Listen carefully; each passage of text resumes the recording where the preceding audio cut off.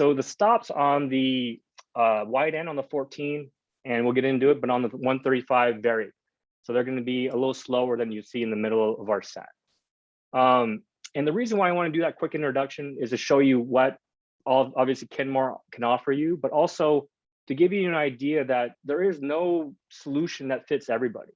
Throughout my career at Canon, I've been fortunate enough to work on a few projects and then some, but these are images from iconic, television shows, stop motion animation features, and also live television show. You see on the bottom left there, that's for SNL, and you'll see feature films as well in varying degrees and budget, sizes.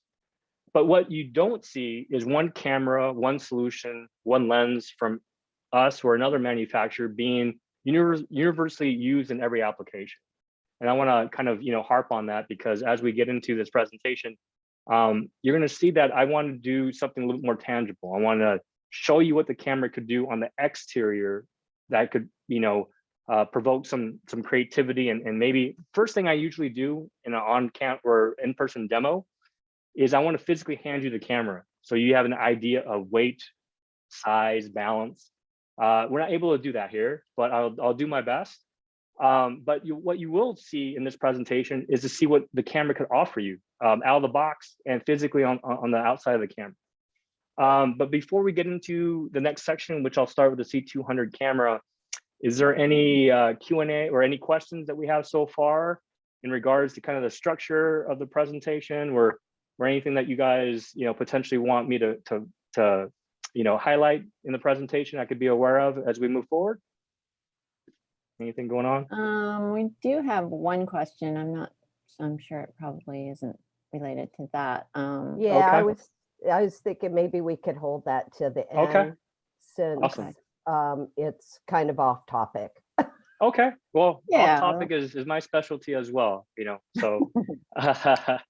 All right, so then we'll jump right back into the presentation here, and we'll now get into the first camera I want to introduce you to. So it's the C200, and we saw a quick glimpse of it as it passed by. I'm not a big PowerPoint person, even though I am using PowerPoint, but in regards to I like to try to be a little bit more visual. So this slide you'll see twice in the presentation before each camera section. This is just so that I know it's hard to read, but I'll offer this as a resource to be downloaded off a link or something like that through Kenmore. But this is just to give you an idea of that there are specs that I'm going to go over. And so on the 200, just to start out, the sensor size is Super 35. So you're going to hear a lot of that information when it regards to sensor size. I'll say Super 35, I'll say full frame, and that's what it's referring to is the size of the sensor. Lens mount, all of these cameras that we have in our lineup are EF mount first, and then they have other options as well. And we get into the C70, you'll notice other options as technology kind of evolved. I know these are basic specs, but I want to get them out there so that you guys have an idea. Max resolution on the C200 is 4K DCI and UHD. And for those of you who may wonder what those acronyms refer to, 4K DCI is the full resolution of what they call 4K, which is I believe 4096 by 2160. Not to get too technical, but UHD is slightly smaller in resolution. So the easiest way for me to reference that is most televisions that you buy in any store, most of them will be UHD resolution compliant. I believe Netflix, if you were to stream it, I think they do offer selections in UHD as well. That's what it's referring to. It's a 4K resolution, but it's slightly different. It's kind of like when we're in HD back in the day, where they had 720 and 1080. It's very similar to that in terms of just differences in resolution, but they were both considered high def back then, and these are both considered 4K.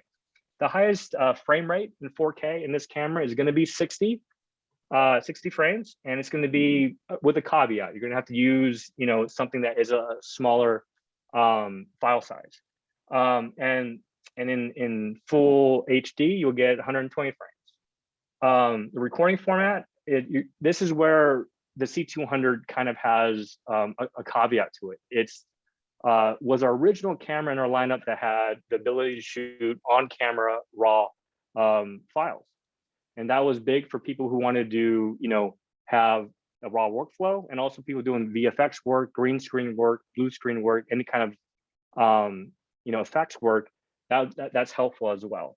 And then it uses CFast 2.0 cards. And that's kind of what I want to go over as basic specs, just so that, you guys have an idea of what it needs and what it offers. So let's dive into this thing. And as I mentioned, bear with me. I kind of designed this presentation so you guys could be a little bit more entertained and interactive. So if it's not the best in the world, I'm working on my stop motion here. But basically, I want to go around the camera. So right now, the 200 is a very small footprint camera. It's actually up until the C70 came out, it was one of our lightest camera as body only, as you see here. The front panel, as you see on our side panel, you'll notice that you see numerical buttons. Anything that you see on our cameras in the cinema lineup, anything that a button has a numerical number on it, that could be reprogrammed to a number of options within the camera. So you see all these buttons are properly labeled, but they actually have a button there or a numerical value. You could actually reassign that to another feature if you choose. And then the one thing you'll notice here is you'll notice the ND filters, which is a huge thing that you would come a step up, let's say from an SLR. These are up to 10 stops of built-in ND. So anyone who's shooting with sunlight, either indoors or outdoors, you've always come across the ability to really take advantage of having that ability with built-in NDs without having to put individual filters in front of your lenses. So let's get into this here. So as we go around the body, that's where your card slot's going to be for your CFast. That's going to be what's going to use for your raw files. And then as we go to the back of the camera, you'll notice the viewfinder. It could toggle up. It doesn't have a whole lot of flexibility from side to side. But the reason why I'm mentioning that because you'll realize that as we get into the other cameras. But in this back panel, that's where your controls for your audios are, and we'll get into the audio connection on the right here. But that's your channel 1 and channel 2 for your audios.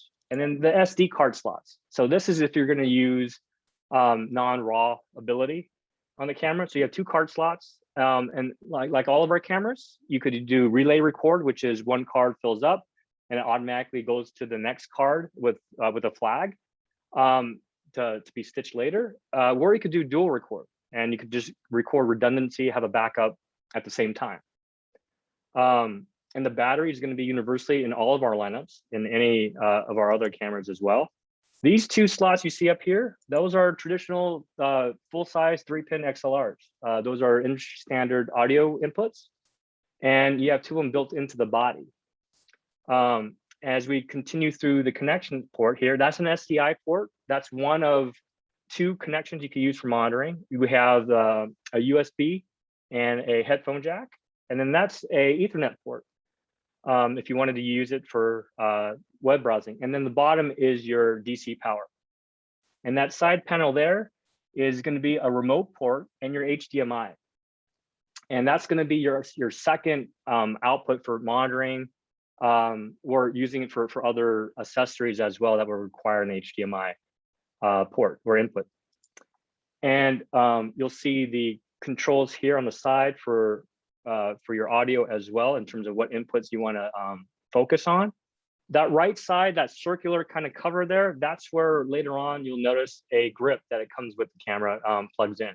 So we'll get into balance and weight and all that other stuff, but that's another feature in our cinema cameras that would differ if you're traditionally using a smaller footprint SLR in terms of just balance and weight distribution. Up here, you'll see a mini mic port as well, if you wanted to do that. And then the front part of the camera, you'll notice an EF mount, obviously front and center, but then that video port is going to be a dedicated video cable that's going to go into the camera body, into one of the accessories that it comes with in this in the C200 or C200. It's going to go into your LCD screen. So that's kind of a quick tutorial around the body. I know not a lot of people get to actually physically hold the cameras at times because there's not a lot of opportunity. This is the best way I could try to bring that to you. But if you have any questions on that, feel free to chat it down and I'll get back to it. But as you see in front, you'll notice other, oops, sorry.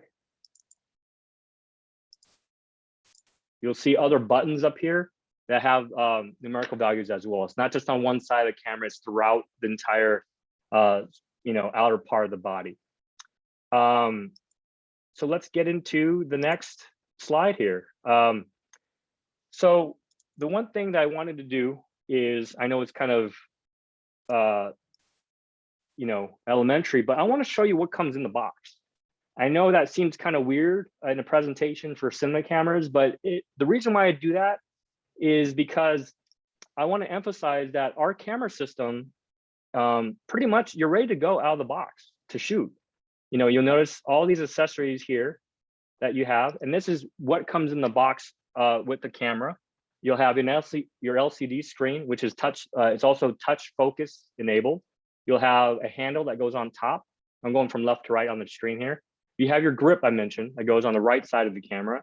And then that tall kind of bar there, that's going to be I guess your handle kind of extension that you're going to use for your LCD screen to put it in different positions. And then you have your traditional battery, your battery charger, your AC, and your AC and your DC power. And then that cable up front, as I mentioned, that's going to be connecting to the body into your LCD screen. And just like that, all you have to do is charge your battery and put your accessories together. And right out of the box, that's the camera you're going to get. You charge your battery, you got your accessories on there, you're ready to go. And the only thing you need is a lens. And as I mentioned, it's EF mount. And there's various EF mount lenses, as I demonstrated earlier. So the first one we're going to mount on this camera to give you a visual is a 50mm EF lens. Autofocus will pay forward on it. And it's a small footprint. That's a 50mm, just to give you a reference. And then as we get into the other lenses, the cinema lenses, here's a 50mm Cne. And as you could tell, the footprint's bigger. You have more, it's all manual focus. It's all manual lens, essentially. The reason why I want to show this is because notice how front heavy or how much not only weight, but how big the camera gets. And so having a well-balanced camera to begin with is always going to be helpful. So then our last lens we want to mount on it, that's our 18-80 Cine Servo lens. You could use the Servo grip on the right side to hand hold this. So more circumference or more surface area, it makes it balance more. So if you're holding the camera with this lens on the lens grip, it actually gives you more balance as opposed to holding your hand further back on the body with the lens being more longer and heavier. So that's kind of why I want to get into that and gives you kind of a perspective on what the camera is configured as. So then our next slide is what I call on the C200. Oh, same slide, sorry. So I want to give you a couple of videos to watch here. We're not going to watch the whole thing, but what I want to do is give me a second. I'm going to go back here and I'm going to share my screen. And I think it's this one.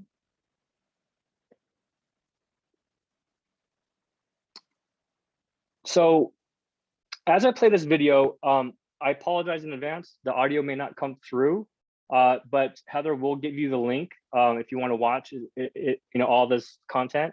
But I just want to give you an idea. This was something we worked with a crew, and they wanted to use the C200 with our Cine with our compact Cine Servo lenses. And the reason why I want to show this is because it give you an idea of application. You know, just because the camera is priced a certain price point, whoops, you know, it may not always necessarily give you the idea that what it's capable of doing.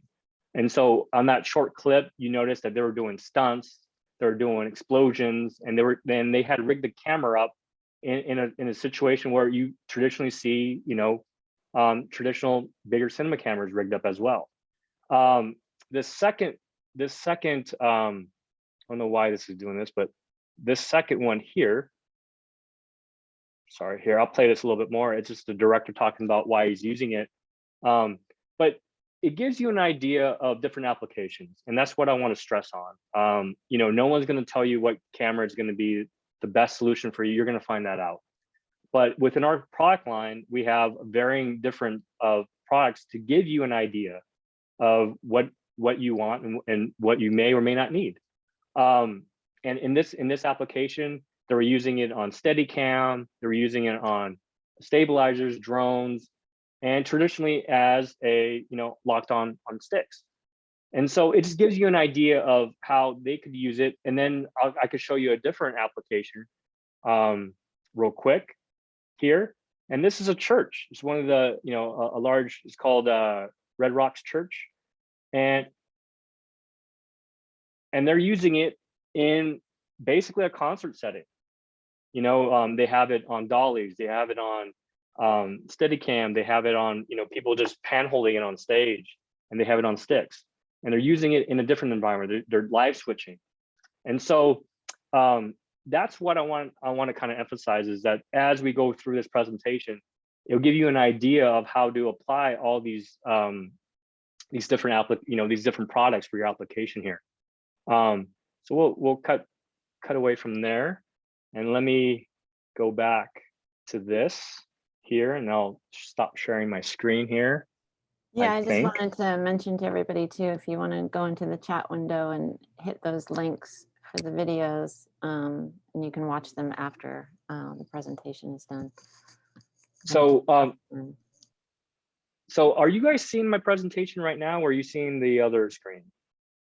We are seeing the YouTube screen. Oh, you are? Okay, so I'll stop sharing. Okay. Now do you guys see the presentation? Yes. No.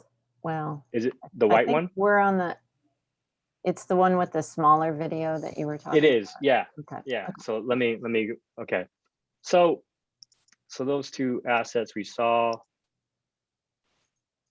And so now I'll open up to any Q&A for the C200. Is there anything you know, anyone has any questions on, or am I able to see the questions here? You can put them in your Q&A in the Q&A panel.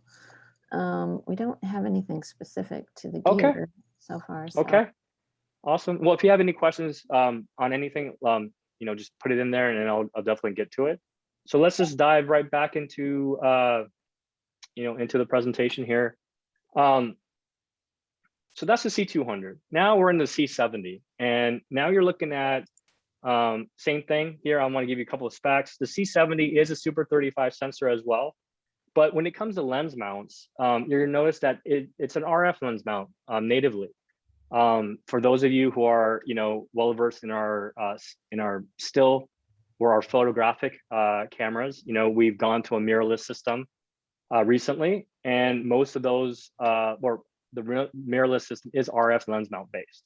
And we are making more lens mounts or lenses in RF. Some of them are actually RF versions of the EF mounted lenses that you guys have been so, you know, familiar with. But this is an RF lens mount camera natively in the cinema lineup, which is the first in our offering. But it also could be an EF mounted camera as well. And I'll get into that. But we make 3 adapters I want to show you as well to do that. And they give you different, you know, advantages and other perks to it as well. The max resolution on the C70, as I mentioned earlier, 4K and DCI and UHD, you'll notice it goes to 120 frames now. So now, you know, we're not maybe the leaders in high speed, but we are getting, you know, further higher into the higher speeds frame rates that people are asking for as technology is enabling us to do it in our systems. And in full HD, in crop mode, you get 180 frames. But the recording format here is you'll have our kind of wrapper is an XF AVC. So it's a 10-bit kind of very, very robust, and not to get too technical, but the data rate on it is up to 410 megabits a second, which is pretty hefty on a small little camera like this. And then we do have, wrappers in MP4 as well, make it easier to use and move around. The media is another reason why I want to mention these specs. So it uses SD cards, but because of all the technology and all the resolution, high speed, and everything else that comes with evolving technology, now you have to use SD cards that are specifically certified in terms of rating. So for the C70, just be aware that you need to use SD cards, but you need to have a V90 designation on it to allow full compatibility. You may, if you don't have the V90 designation on your card for this camera, you may encounter some anomalies with recording, or maybe it won't record, or stuff like that. So just be aware of that. So let's just dive into the walk around on the C70. So as you can see, it's kind of, as I started, it's kind of, I don't want, we don't use the term hybrid, but it has a lot of similarities of what a cinema camera will look like, and is very familiar to people on front and back and around the camera for an SLR as well. So on this side panel is primarily where you're going to get most of your inputs and outputs. Again, the ND filter, I can't stress enough how valuable that can be in any camera, that you don't have to carry filters for every lens. But in such a small footprint, now you're going to see the versatility of something like this, where you see not only the ND filters, but you're seeing inputs that allow you to be versatile in using video in just in one small package. You have two XLRs. These are mini XLRs, and it just takes, a mini XLR to an XLR adapter, which I'll show later. But you have two basically onboard industry standard XLR audio inputs, which is fantastic. And then now you have ND filters as well. Going around the camera itself, you see the mic port here, standard. It's just a mini mic port jack. You have your headphone input as well. And this USB port is different. It's a USB-C port. And I'll later get into why that's important. The remote port here is standard. And then you have a standard side HDMI. That's going to be one of your inputs or your outputs for monitoring. And as we get around the camera, you probably saw the numbers on some of the buttons. Those are all programmable. As we get to the back of the camera here, that's your DC power supply, which you'll see later. But then the big thing here is what you see here is this is your flip out LCD screen. It's hiding your controls for your audio. But what also you don't see, as I mentioned earlier on the C200, is you don't see a viewfinder. So on a small footprint camera like this, maybe people want to use a viewfinder, but or maybe not. And everyone's maybe accustomed to using LCD screens.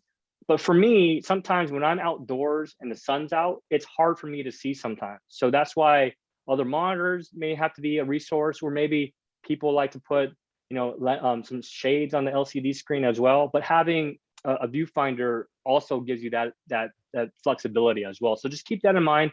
There are give and takes, to every system. But the footprint of the camera, you can't deny how compact it is. And then here, as we try to open up other markets and listen to how people are using our gear, this is the first camera I believe that we have, especially in our cinema lineup. This is a mounting point for vertical shooting. So if you're doing anything on social media or for YouTube or anything that requires maybe a vertical video, that's actually a mounting point that was designed on this camera as well. You'll notice later when you put the strap on, that's where the strap goes, but it would hide it. But without the strap, that's where you have the vertical mounting point there. And as we go around the camera again, this is your card slots. These are two SD card slots, and other SD cards you have most likely will fit. The pins probably will line up, but the camera may not be fully compatible in terms of all the functionality of it if you don't have that V90 designation, as I mentioned earlier. As we continue, this is your time code port. On a small little camera like this, if you have multiple cameras in a multi-camera shoot, syncing up time code is a big advantage. And you have that ability here. And as we finish off going into the front of the camera, you'll notice that's the mount for the RF mount. And you'll notice 4 screws there as well. I'll get into the other lens mount, but one of our lens mounts is the 0.71 EF to RF adapter. And that will come with these semicircle brackets that if you want to put it on the camera lens mount, just support it, make it more sturdier. You have that option as well, but it's not mandatory to use. And again, up front, there's more buttons as here up front as well to program. So that's kind of the whole walk around the camera. And as I did earlier with the C200, let's get into the next thing here, which is, I know it's kind of, elementary, but it's what's in the box. Again, as I emphasized earlier, our cameras are really designed to be ready to go right out of the box. And as the C200 earlier, you have your grip, you have your mic holder, you have a handle it comes with, and then your appropriate battery, and your battery charger unit is also your DC unit as well. But again, like the 200, all you need to do is charge your battery, get the accessories together, and then that's the camera out of the box. Whether you want to use accessories or not, it's up to you. The footprint obviously gets taller, but like everything else, outside of that, all you need is a lens. And this is where it changes a little bit with the RF lens mount being its native lens mount. So it's hard to see here. I have another slide that'll be a close-up of the footprint of the different size of the camera when it has the adapters. But that's the native RF mount. And so earlier when I said the USB-C port is important, is because in a small footprint camera like this, the real estate, there's not a whole lot of electronics. And so to fit everything in this tiny little body, the USB-C port is used for a very, several third-party solutions that we're familiar with using in other cameras. That's going to be also used for a Wi-Fi adapter. These are all third-party, but the appropriate adapters and stuff that Canon's tested will be on our website as well. But you use that to do, Wi-Fi, browser remote. That's going to be, also used for if you want to do IP streaming. You have that ability with, your Ethernet. And then, as I mentioned earlier, here's your traditional XLRs. You have a traditional XLR mic, industry standard. You have a mini to full. It's going to be a mini male to a full female adapter. I got this one, I think, on Amazon for like less than $10. And you have two obviously, two inputs for audio. And so, yeah, I mean, in a small little package like this, you have the ability to do that. And as I mentioned earlier, the time code port. Now you have the ability to sync time code with other cameras that have time code. It could be a different camera. It could be our camera, in our lineup, or it could be the same camera as you see here, two C70s, time coded together. And this is a traditional BNC cable. And here's where we get differences in lenses. That's a traditional 50mm RF lens. Now notice as we get in further into the other lenses, notice the body shifting forward. So it didn't shift that much on the 200 because the footprint was a little bit more, it had more surface area. But when you get into smaller cameras, this is where your give and take is. Something lighter is going to be hard to stabilize, and more importantly, it's going to be front heavy. So then we get into another lens, and notice I had to put a lens cap on the bottom just to support it from falling forward. That's a 50mm EF lens with one of the EF to RF adapters. And I'll have another slide to give you a close-up and show the footprint on all the adapters as well. But that, I mean, whoops. I don't know how to go back here, but basically, you saw real quick that the 50mm Cine prime was literally resting on the table. I couldn't put anything underneath it as well because the front barrel is so large. Here, the Cine Servo lens, the 18 to 80, I have to support it as well. Even the servo motor on the right side won't keep it up. So this is kind of something you need to kind of think about when you are using smaller footprint cameras. They're fantastic. They're great as a tool, as I mentioned, for your application, for certain applications.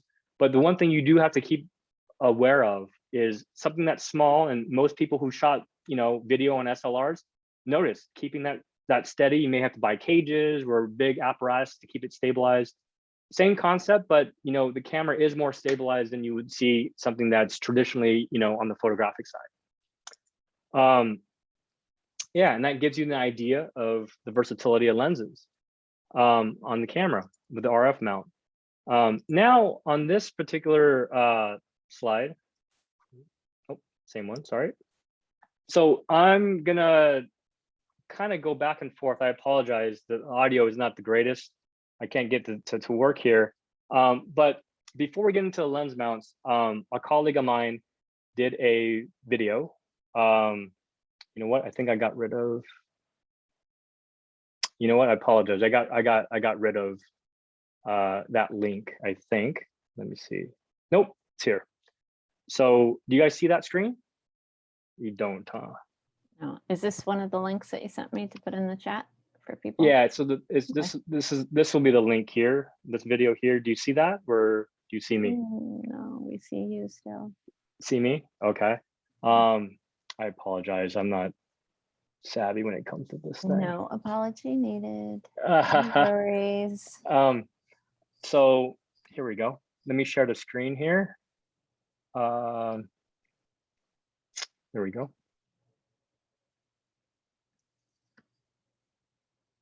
Now, do you see that? Yes. Okay. So I apologize again in advance for not the audio not coming forward. But this is a video. Whoops. What's going on here? All right. So let me go back here. So it's a less than 1 minute video on our tech tips on our site. You can go on our YouTube channel, by the way, and get any of the stuff that we create. So my colleague is showcasing the 0.71 adapter. And the thing about this adapter is it allows you to not only adapt onto an RF lens mounted camera body, EF lenses, but it also on a Super 35 sensor like this on a C70, you actually, with this adapter, it allows you to actually get full frame angle of view. So that's the full frame part of it right there. And also, it's also a speed booster built in. So you get up to, and that's the difference you'll see on a regular Super 35 sensor camera with the adapter, and then the new 0.71 adapter. And you'll also get up to a stop faster on your lens as well. Now, keep in mind, as an example, if your lens was a 2.8 and your stop faster, your depth of field is still going to be capped off at 2.8. So it's not going to give you more depth of field or shallow depth of field. But what it will do is give you more light coming into the lens. So that's the video I wanted to show you there. But Heather has it on the link, and you guys, it's in the chat, so you guys could see it anytime. And let's see here. Okay, so this is, you guys see my presentation now, right? Yes. Okay.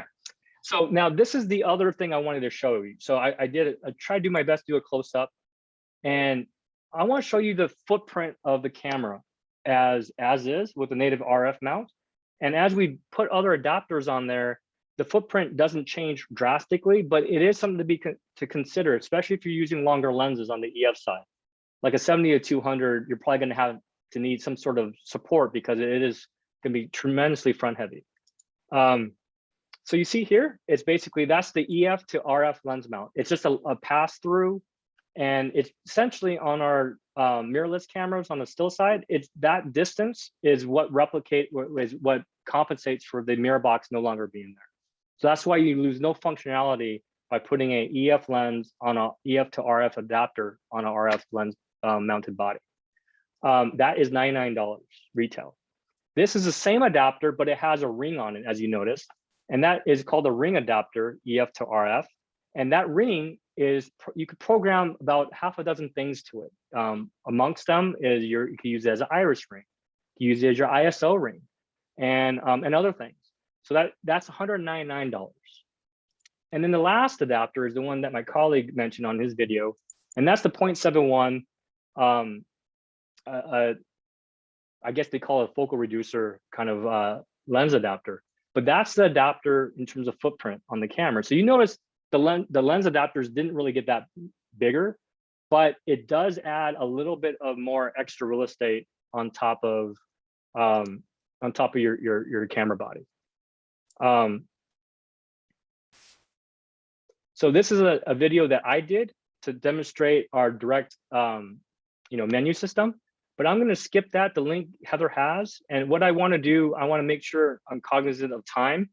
Let me go into, I know it's going to be weird for me to do this, but let me go into a live of my monitor here. And so everyone should see like a live view of the different perspective of the camera. It's basically just a zoom monitor, but do you guys see that screen? And do you guys see everything on the screen in terms of like all the information? So one of the purposes of this is on a small footprint camera, you don't have the ability to have a lot of real estate. So, and a lot of people want to get shortcuts or easy access to things without going into the menu. So one of the things I'm going to do is on screen, it's a touch screen, but that bottom left, you'll see, I click that menu and it gives me different options. It gives me my exposure ability. So I could click on any one of these and start changing whatever I want for exposure. Then as I get to the far right side, there's another menu. And that takes me to basically focus assist or some sort of, image assisting. So you have your focus guide, you have your peaking here, you have your waveform to pop up and in your vector scope. Your zebras can be activated here as well. Whoops. As well. And then you also have the ability to put false color right on the screen. Your markers here and your LUTs as well. So as I get back to the main screen here, you'll notice on the top left corner of your screen, you'll notice another button. And this is where you could change, your sensor mode. If you wanted to go to Super 16 crop, Super 35 is what is natively at. You could have, this is your second card function in terms of turning it on and off. Your record, this is how quickly you could get to your slow motion. So, you could go straight from the actual screen here. And then you notice that those three menus. Slide over, you could change, what your recording format's going to be. You could change your resolution. You could change your color profile and your frame rate. And all this is literally just tap of the screen. And then here you'll see basically features for, your proxies and everything else for recording. But that's how easy this direct control system is on the C70. You have that ability now to bypass the menu and not have to, fumble around with it. We're trying to search for something. So that was feedback we got from the field. And ironically, we put it in one of our smallest cinema cameras to begin with.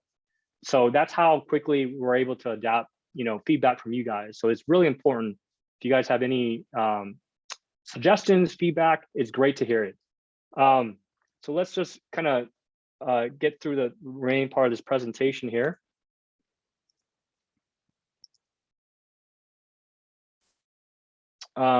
Any questions so far on the C70 side? Not yet, but if Okay. anybody has any, put them in there. And remember that this is a Canon Cinema presentation. So we're not necessarily talking about DSLRs, but there's maybe a question that we can cover on the end. Sure, absolutely. And I could even, if you want, through Stephanie and with Heather, I could leave my contact info as well. And so if you have questions, I'll be more than happy to share that. And you guys could contact me directly and we could have dialogue, yeah, I'll put away your from email. the presentation. I'll put your email Absolutely. in that Yep. window so you guys can get that too. Yeah, great. So then the last part of our presentation, I want to concentrate on the cinema lenses. So now as we saw in the intro, kind of,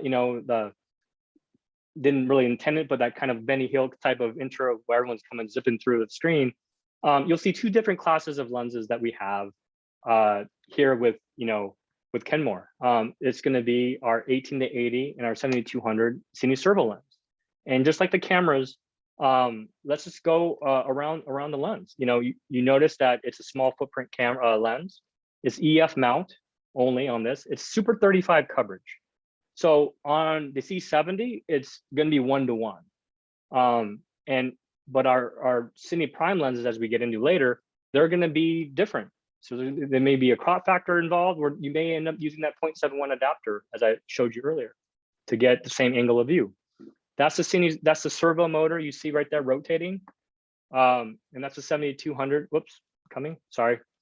On that, rotating again. Sorry about that. But that grip could actually come off, and Stephanie could go into it later. But I believe it comes with it now. Before, when it first came out, it was a $500 accessory. But there's a little zoom toggle kind of zoom back and forth on the actual lens that's in itself. So you don't actually lose the zoomability on this lens if you decided early on not to get the Cine Servo grip. The 70-200, as I mentioned earlier, same size, same weight, same front diameter. They were designed that way so that they're interchangeable. And so, you come around and you notice, you see all the characteristics of a cinema lens. So you have your markings, you have your zoom, but this is more of a compact, more affordable lens that we have. Our other, Cine Servos that we have in our lineup, they're all into the $30,000 to the $70,000 range. And you'll see these for sub, $5,000. So let's get into, the 7 primes that we have. Again, it's more of a close-up, but this 14mm, it looks a little different than the other lenses, but it's a 3:1 T-stop, so keep that in mind. The other lenses, as we get into it, it's going to be a lot faster. But a 14mm at that full frame angle of view, it's a wide lens. You don't really see a lot of people using it or having lenses this wide and using it often, but it's a different look and it's definitely accessible. And on a crop sensor, just take whatever full frame coveraging lens focal length it is and just multiply it by 1.5. So that 14 becomes more like a 21. This 20mm, really accentuates our set. This was, I believe, the last lens in our 7 lens set, and it was a huge. There was a huge gap in between 14 and 24. And so with having a 20, it just makes the set that much more complete. And unlike the 14, this is a T-stop 1.5. The 24mm in the middle of the set is also a 1.5 T-stop. But you see the proper, markings, everything's fully manual. And, I know we're pressed for time here, but just give you an idea of what these lenses look like. As I let this kind of play through, we have a couple more lenses to look at. But any questions that have come up before I conclude the presentation, and then quickly kind of turn it over to Stephanie a little bit to have her give her insight on certain promotions and stuff that's going on with our products. Any questions coming in yet? So far. Okay. You guys are being quiet. So as it goes through, obviously, you see the only reason why I'm showing this is because to give you an idea of footprint of the lenses. Anything, wide to even to 85 is fairly similar size, but the 135 ends up becoming a little larger. So if you decide to use it on the longer length, focal length, you're gonna notice that you may have to compensate for the lens being a little more front heavy on your camera. Yeah, this as it spins, right up at that 1 hour mark. So let me just kind of toggle back here, and if you have any questions down the line, my email will be provided, and feel free to contact me. I usually try to be very diligent about getting back to you in a timely fashion. So, and any questions you have, not just cinema, but anything that we have, I'll be more than happy to help you. So let's just kind of go back to this here. And before we wrap up, the 85 spinning around, and then just give you a different size of the 135. So you notice I had to pull, I had to pull back a little bit. So it's actually had to be a wider shot, but it is bigger and longer. So with that, there is no questions or anything so far. So these are the promotions that we have, and I'll let Stephanie take away at that as well. Thank you, Jung, very much. That was great. I just want to throw out a few promotions that Kenmore Camera is able to offer you on the Cinema Prime lenses. If you decided you wanted a full set of these, you can get a $3,500 instant rebate. If you only want 1 or 2 or 3, it's $250 instant rebate.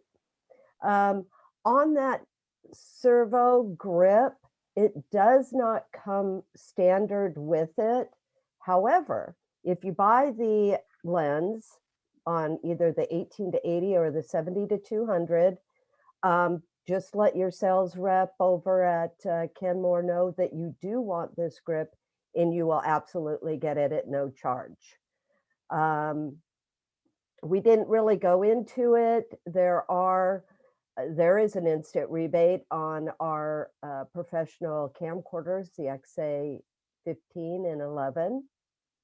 And lastly here, on those compact servo lenses, you can get a $185 instant rebate on a Zacuto right angle cable.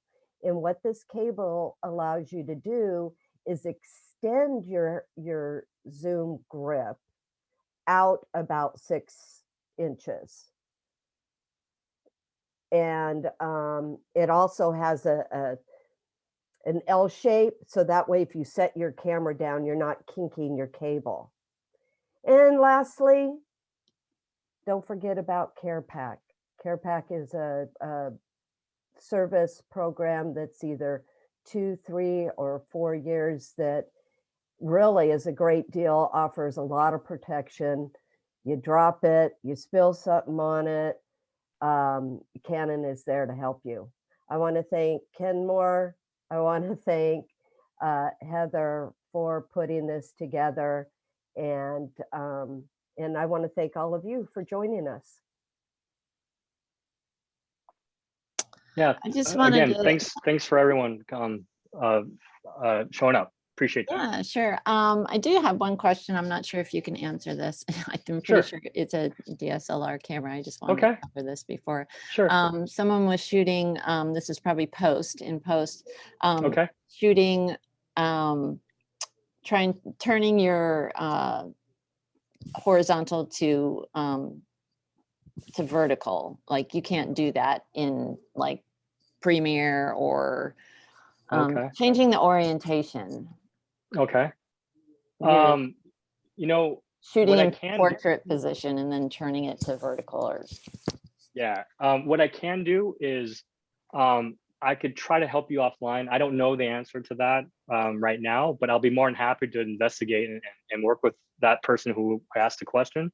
Yeah, so, I've run into that myself, and it's there's some third-party software that you can get that will do that, but that could fix it. It's not easy. You can't do it in Bridge or in I don't think you can do it in Premiere either. So well, you know what, let me look into it. I mean, I do work in the the engineering and integration division, so I have guys that more basically when I enter the group conference call, I bring the GPA down. So I got guys that are far more knowledgeable on that side. Tyler says that you can in Premiere. Thank you, Tyler. Oh, okay.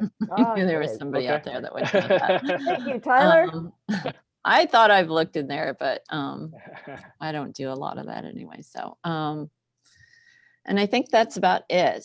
So thank you everybody for joining us. If you give you one last chance for any questions if you want to put them in there, but it doesn't look like anybody's biting. So, But if you need thank you. anything, Heather could give you my email as well. Yes, And we well, can I put it, connect it's in directly. the chat. It's in the Okay. chat and all the links for the videos that we were sharing if you wanted to see those Sure. outside of Zoom calls, which are always notorious for not being great for video. Just click on those now and you can watch those at your leisure and get Jung's email from there. So thank you, everybody, and have a great rest of your week. Yeah. Thank Thanks you. for Thank coming you. and thank you, Heather, for setting everything up. Sure, no problem. Thank you. All right, thank you. Oh, Bye. thank you. Bye, everyone. Bye-bye.